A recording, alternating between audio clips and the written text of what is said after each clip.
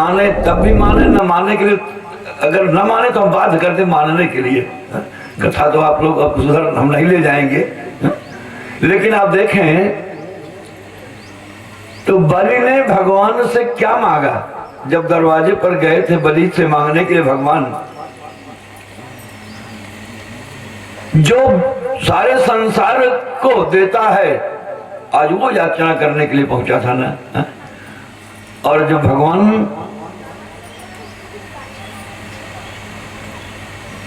को बलि ने दिया,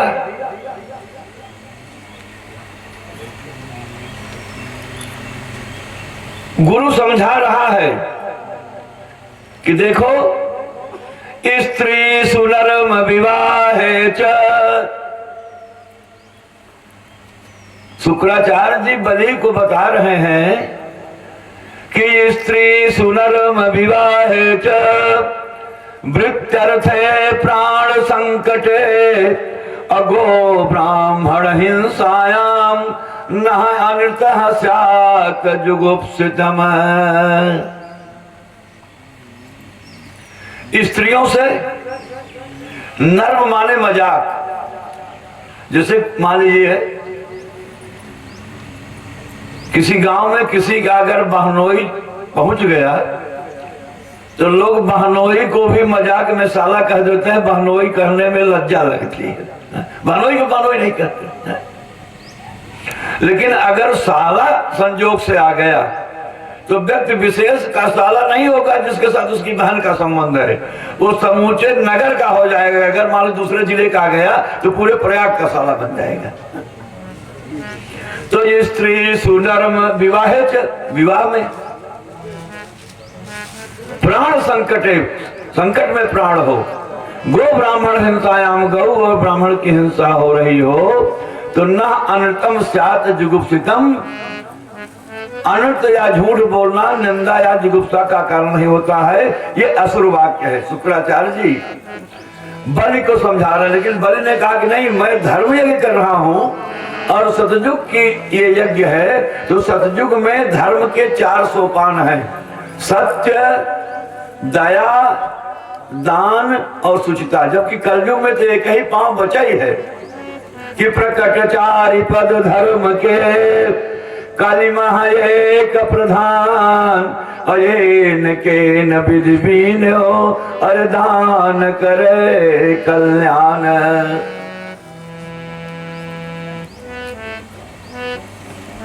जब शुक्राचार्य की बात नहीं माने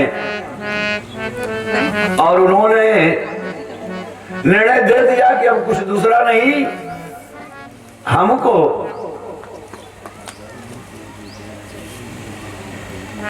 दान, अगर हमने दान देने की स्वीकृति कर ली, वचन दे दिया, तो मैं दान अवश्य दूंगा।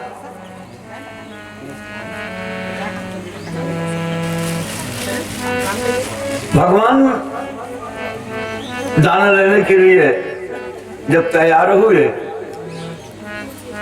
तो आज नारायण उन्होंने झट अपना जो परिवेश था, रूप था, जैसे हनुमान जी को आपने देखा कि कनक भूधराकार शरीरा, पल भर में शरीर बढ़ गया, वैसे ही आज भगवान शास्त्री रेखा पुरखा शास्त्राचार शास्त्रपात विशाल रूप अपना धारण किया। एक पांव से उन्होंने नभ को नापा और उसी का परिणाम हुआ कि भगवान के इस पांव को ब्रह्मा जी ने धो करके अपने कमंडल में रखा, जो बाद में भगीरथ की तपस्या के बाद आपको भागीरथी या गंगा जी आपको मिली। इसके इतर दूसरे से उन्होंने पृथ्वी लोक को मांग लिया। अब तीसरा पांव कहां रखे? बलि से उन्होंने कहा कि देखो, अब भी समय है, गुरु की बात मान जाओ। ओम इदमे का अक्षरम ब्रह्म, ओम आपने कहा नहीं तो चारों वेदों का बोध आपको हो गया, ब्रह्म का बोध हो गया। जैसे हाँ कहने से सारी संपत्ति चली जा सकती है, वैसे ना कहने से सारी संपत्ति वापस रह सकती है। गुरु को साक्षी दे करके गुरु की बात को मनाने के लिए, अपनी बात भी उसमें प्रधानता रखने के लिए तीनों का समायोजन आज भगवान कर रहे हैं।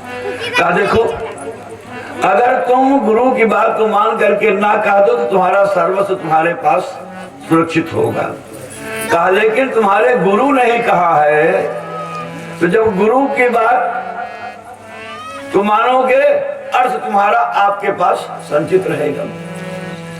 लेकिन जगह तुमको कहां मिलेगी?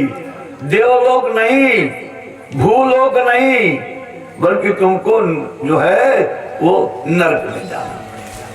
अगर नरक में जाना चाहते हो तो जो यश कहा उसको नो करो, और अगर तुम चाहते हो कि तुमको इससे इतर ब्रह्मलोक मिल जाए, भगवान का स्थान मिले, तो अब बताओ तुम दे नहीं पा रहे हो, तभी तुमको नरक में जाना भगवान समझा रहे हैं। तो क्या बलि का उन्होंने मन नहीं टटोला? मन टटोल लिए हैं, लेकिन उसको पुष्ट कर रहे हैं कि दोनों भाग तुमको नरक है। गुरु की बात मान करके संपत्ति बचाओगे, देने से मना करोगे तब भी नरक में जाओगे, और माने हो नहीं दे पाओगे तब भी नरक में जाओगे, और दे नहीं पा रहे हो तो बताओ तुम अब क्या करो? क्या रास्ता तुम्हारे पास है? बलि का विवेक जगा, बलि का विवेक जगा। क्यों जगा? कि सनमुख हो जीव मोहे जब ही, तो जन्म कोटि अघनाश हो तब ही। भगवान को देखा और देख करके उनकी दिव्य मूर्ति का ध्यान किया कि अब क्या करनी है, क्या त्याग है, आप ही रास्ता बताओ। आपकी इस मोहनी मूर्त को देख करके मैं भूल गया कि मैं करूं क्या? गुरु की बात मानूं कि आपकी बात मानूं कि कुछ अपनी बात रखूं? तुरंत उसको विवेक की जागृति हुई। उसने कहा ये बताइए कि दाता बड़ा होता है कि ग्रहीता? तो भगवान ने कहा कि नहीं भैया, दाता बड़ा होता है। कहा जब मैं दे रहा हूं तभी तो मैं बड़ा हूं ना आपसे। अब मेरी बात मानो, मैंने अपनी संपत्ति दी आपको, अपने को नहीं दिया। अभी मैं बाकी हूं, तो अब तीसरा पैर मुझको ही नाप लो। बोली आनंद कंद भगवान चंद्र की जय। कहा शीर्ष में तीसरा पैर मेरे सिर पर रख दो। अब आप सोचो, केवट की झलक देखो और बलि की झलक देखो। केवट ने कहा कि देखिए आप पैर धुलवा लो, पैर धुलने के लिए हमको कहो। और लक्ष्मण कह रहे हैं तो बड़ा घाटी है, अरे धुलना जल्दी धुल दे। तो कह रहा है नहीं, देखिए अब आज आपकी नहीं चलेगी, भले ही आप हमको तीर मार दो। आप एक बार धमकी दिए थे ना, मैं मुझको याद है। आज आप तीर मारोगे चलेगा तो भगवान सामने मैं मरूंगा। लेकिन जब तक ये स्वयं नहीं कहेंगे कि पैर धुल लो, मैं धुलने को तैयार नहीं। भगवान ने कहा भैया विलंब मत करो, धुलो। उसने भी याद दिला दिया कि आपके चरण में जादू है। तो चरण में जादू कहां है? तुम्हारी रज में जादू है, क्योंकि चरण रज कीमती है ना। तो रज से चरण को पृथक कर दिया जाए, चरण अलग हो जाए, रज अलग हो जाए, तब मैं तुमको नाव में बैठा लूंगा।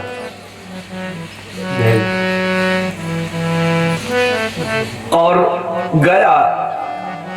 समझाने वाले बहुत कुछ समझाते हैं, फिर हाल वो बड़ा पात्र ले आया। भाव यही है, बाकी बेटा बेटी तो अलग भाव के भाव बताते हैं कि लड़की बन जाएगी, लड़कियां बन जाएगी। तो अपन अपन बताओ एक तरीका आया,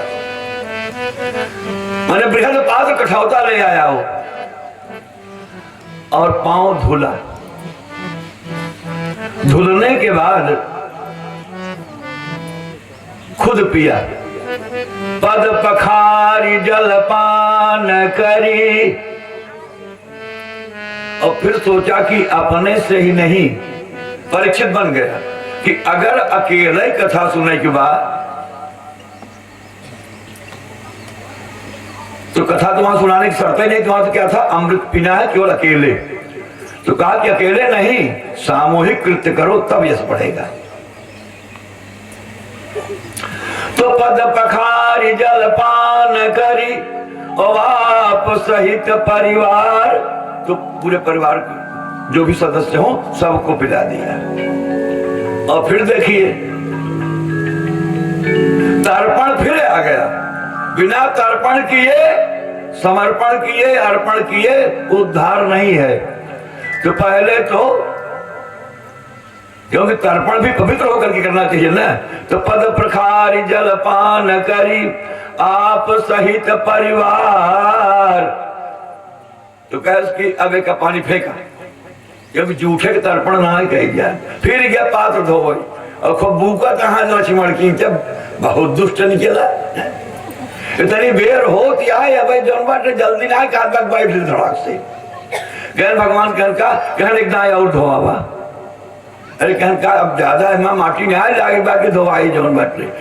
अभी आप जाइए ना, हम लोगों की बड़ी शिक्षा लेकर होती भगवान की तरह, हमारा दूध दूध चेतर जहाँ धो गया, कहन इतना हमारा माटी ज्यादा लग रही है, धोई बाहर देते ही और जो पिए के बाद फिर तो मान लो यही भाव आ गया हो।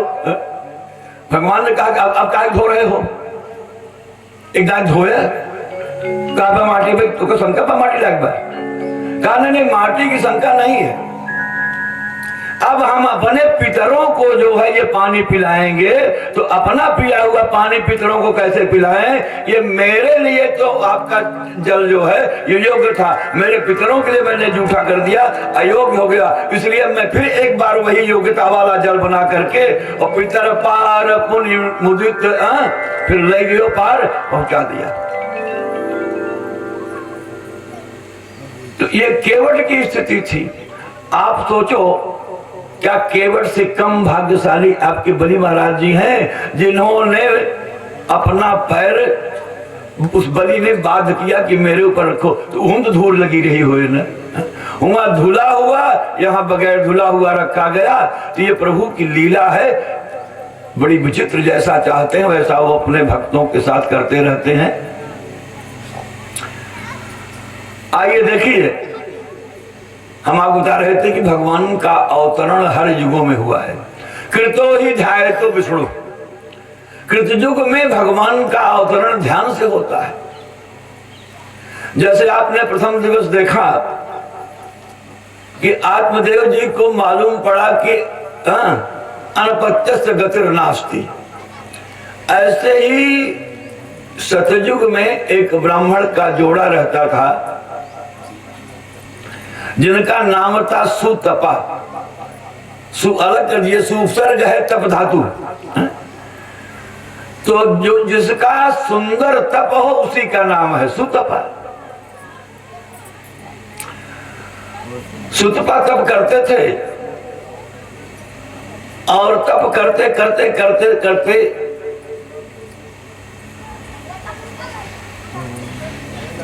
अवध बीत गई, दिव्य वर्ष सहस्त्राणी, हजारों वर्ष बीत गए, तो भगवान आज उनके यहाँ आए, दर्शन दिए। भगवान का दर्शन पा करके सुतपा जब कृतकृत्य हुआ तो भगवान ने पूछा कि बताओ इतने दिनों तक तुम तप किस हेतु करते रहे? तो कहा कि अनपत्यस्य गतिर नास्ति, हमको संतान नहीं है, संतान चाहिए। अब देखो वही भगवान है, आत्मदेव को उन्होंने सद्य जान लिया, इनका पुनर्जन्म नहीं होना है और बिना पुत्र के ही इनकी मुक्ति हो जाएगी। तो कहा कि क्या करोगे? पुत्र संन्यास सर्वथा सुखम, उनको संन्यास बता रहे हैं। वही भगवान है, इनको कहा जाओ तथास्तु, तुमको पुत्र होगा। और जब भगवान चलने लगे तो जो उनकी अर्धांगिनी थी उस प्रसली ने भगवान से कहा कि क्षणम तिष्ठ, थोड़ी देर रुको ना। भगवान रुके। उसने कहा बताइए कि हमारे स्वामी के तप में क्या मेरा भी कुछ योगदान है? कहा क्यों नहीं, तुम अर्धांगिनी हो, बिना तुम्हारे योगदान के तप पूरा ही नहीं हो सकता है। तो कहा फिर आपने इनको वरदान दिया हमको, तो भगवान ने कहा कि चलो एक पुत्र इनका और एक पुत्र तुम्हारा हो जाएगा। कहा नहीं नहीं नहीं, वे देखो पुत्र चाहे एक हो चाहे अनेक, माता पिता दोनों के पुत्र कहलाते हैं ना। तो उसने कहा धर्मे को गुणी पुत्र न च मूर्ख सतान्यपि और एक चंद्रस्तमो हंति और न च तारा गणो पिशन। पुत्र एक ही पर्याप्त है, लेकिन वो प्रश्न कितनी विदुषी है उसके वैदुष्य को देखिए। अपने पति को ये नहीं कहा कि हाँ पढ़ा लिखा ना पीएचडी ना कि हाँ इनका शौर ना बैठे। आपके मेहरारू है क्या है, ये कुछ नहीं पढ़ो भन कागजे की डिग्री ले इनका कुछ वो करता है, व्यवहारिक शून्य आए, कुछ नहीं जानते। लेकिन वो क्या कहती है कि देखिए मेरे पति आज पहली बार मांगे इसलिए मांगने में धोखा खा गए, क्योंकि कहा गया है कि मांगब मरब समान है, मांगब मरब समान है, मत कोई मांगे भीख मांगन ते मरनो भलो, यह सतगुरु की सीख। कहा हमारे गुरु जी ने दिशा निर्देश दिया था कि कभी कुछ मत मांगना, लेकिन अब आप आ ही गए, आपने कहा तो इन्होंने मांग लिया, लेकिन बहुत संकोच किए, ये कुछ मांग नहीं पाए। तो भगवान ने कहा तू तो निसंकोची है ना, तेरा अगर पति संकुचनशील है, संकोच करता है, तू तो निसंकोची है, तो तुम ही मांग ले।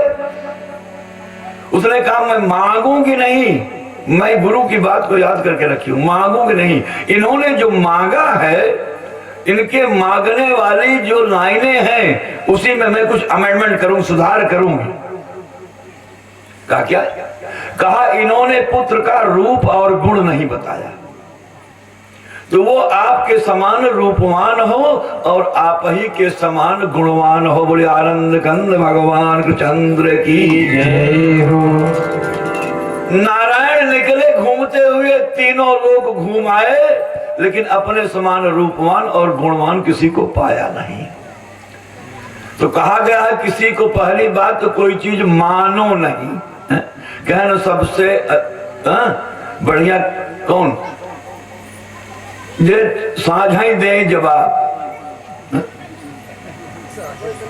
हमारे पिताजी एक फार्मूला और बताया रहना हमारे जीवन में, कहन गैन कूद जे मांगे पावे, अगर मांगे के बाद मिल गया तो सत्यानाश ही नहीं जाए, उठे तापर कौन समय कट जाए।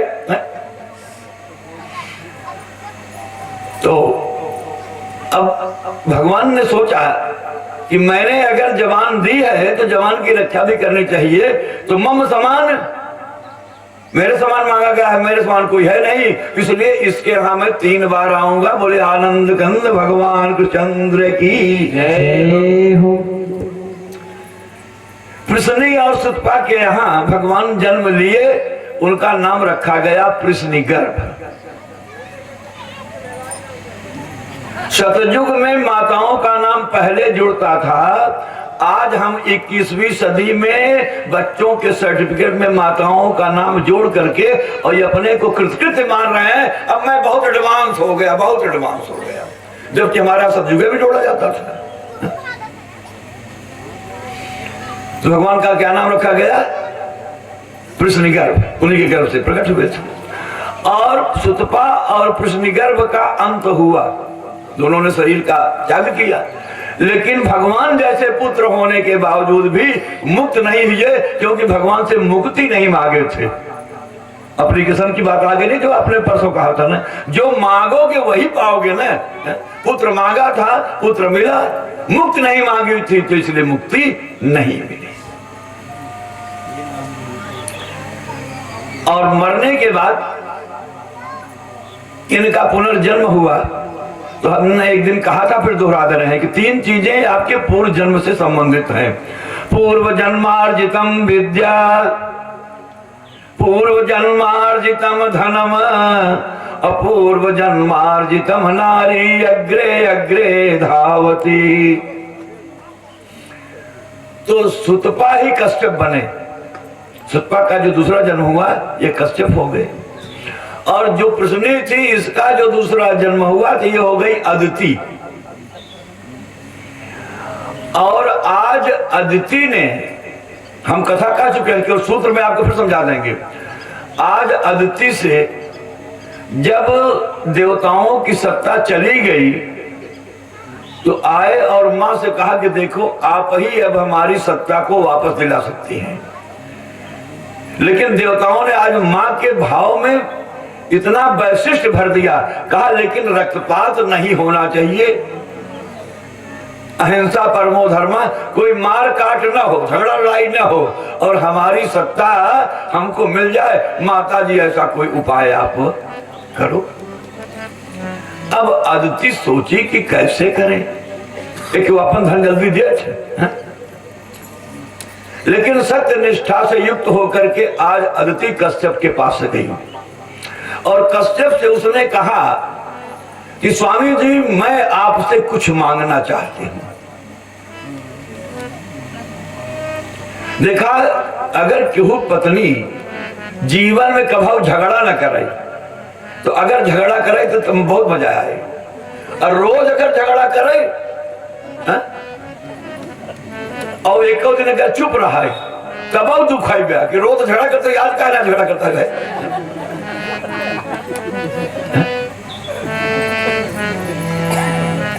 तो चूंकि अदिति ने कभी कश्यप से कोई जिज्ञासा नहीं किया था, कुछ मांगा ही नहीं था, तो क्यों नहीं मांगा था, इसको आप विचार करें, क्यों नहीं मांगा था। ये सोचने की बात है ना। आपके मेहरारू तो बिहाने में कहीं हमका पे स्लिप दिखावा पहले तो आप पेमेंट कितना है, और अगर कहूं नंबर 2 वाला हमारे लड़के में जहाँ हिसाब हो कि कहीं बहुत दिखावा तो होता तो इनके सिस्टम से हमें पूछे बतावा कि नौकरी छोड़ क्या नौकरी में क्या भागता, तो कहे ना भाई तो कुछ चांस है।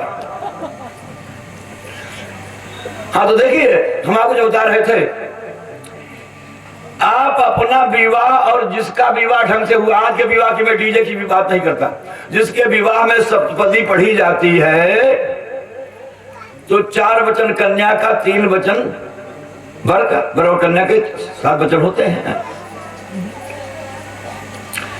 कन्या का पहला वचन यही है कि आप जो कुछ भी उपार्जित करेंगे उसको हमको सब ला करके दे देंगे। जब भैया को ले जाके दही देवे तो मांगे की जरूरत क्या था, जब आप नहीं दोगे तब न मांगेंगी। तो कश्यप जी तो सब पूर्ति कह रहे हैं तो मांगने की जरूरत है क्या थी। आज जो नई व्यवस्था है उसमें कुछ मांग रही है वो, तो कश्यप को भी बड़ा आश्चर्य हुआ कि क्या मांगेगी ये। कहा अच्छा बताओ तुम क्या चाहती हो। कहा हमको एक पुत्र है आप दो। अब बड़ी चीज है, पुत्र की कामना वो करे जो, जिसके पास पुत्र ना हो ना। तो फिर कश्यप को आश्चर्य हुआ कि इसके तो देवताओं का समूह पूरा है और कहती है कि पुत्र चाहिए। तो कहते हैं कि दूध की जली बिल्ली छाछ को भी फूंक कर पीती है। जो इनकी दूसरी पत्नी थी दिति ने जब पुत्र की कामना किया था हिरण्याक्ष और हिरण्यकशिपु के मरने के बाद कि ऐसा पुत्र जो देवताओं का सत्यानाश कर दे, तो उसको वरदान दिया था। और जब ये भाव जाना कि इस भाव में पुत्र की कामना किया है तो उन्होंने उसको जो उसमें शर्त जोड़ दी कि 1 वर्ष तक तुमको जो है सत्य, दया, दान और शुचिता धर्म के पांव पर चलना होगा, तब तो तुम्हारा लड़का असुरों के पक्ष में देवताओं का विनाश करने वाला होगा, नहीं तो वो देवताओं के पक्ष का पोषक हो जाएगा। हुआ वही जो आपके मरुदगण पैदा हुए 49, वो देवताओं के पोषक हो गए। क्योंकि 1 दिन 2 दिन धर्म के नियम पर चलना कठिन हो जाता है, वर्ष पर्यंत कौन चल सकता है। इसके विपरीत वही चीज इनको लगी कि कहीं उसी से ईर्षा करके ये भी तो कुछ अनिष्ट नहीं चाहती है। पूछा बताओ कि क्या बात है, तुम तो पुत्रवती हो, पुत्र की कामना क्यों करती हो। कहा एक पुत्र हम चाहते हैं ऐसा दो जो हमारे पुत्रों की, देवताओं की खोई हुई सत्ता को बिना युद्ध के, बिना रक्तपात के इनको दे दे, ऐसा योग्य पुत्र हमको आपसे चाहिए। भगवान ने कहा कि मिलेगा तो जरूर, लेकिन उसमें मेरे साथ, मेरी योग्यता के साथ तुम्हारी भी योग्यता का समावेश होना चाहिए। तो भगवान के प्राकट्य के लिए उन्होंने, कश्यप ने उसको पयोव्रत बताया। दिति को तो उन्होंने पुंसवन व्रत बताया था, जो इसी महीने में शुरू होता है। आज 4-5 दिन बीत गया, माने प्रतिपदा शुक्ल पक्ष की ये पयोव्रत के बजाय पुंसवन किया जाता है, जो आदित्य के लिए बताया गया। लेकिन जो आदित्य के लिए बताया गया, ये फाल्गुन महीने का व्रत है कि फाल्गुनस्य शीते पक्षे प्रतिपद दिन आरभ्य यावत शुक्ला त्रयोदशी, 12 दिन का व्रत, त्रयोदशी पर इसका उद्यापन है। केवल दूध का सेवन करना है, द्वादशाक्षर मंत्र का अनवरत जाप करना है। ऐसा करने से इच्छित संतान की प्राप्ति हो जाती है। उसको आदित्य ने किया, जिसके परिणाम स्वरूप वही भादों के महीने में शुक्ल पक्ष द्वादशी को वामन महाराज, जिसके भी आपने कथा सुना, इनका प्राकट्य हुआ। बोले आनंद कंद भगवान कृष्णचंद्र की जय हो। अब एक सुंदर सा भजन आप सुन लीजिए। तो सतयुग में भगवान के 2 अवतरण हो गए, फिर हम आपको त्रेता की तरफ ले चलेंगे।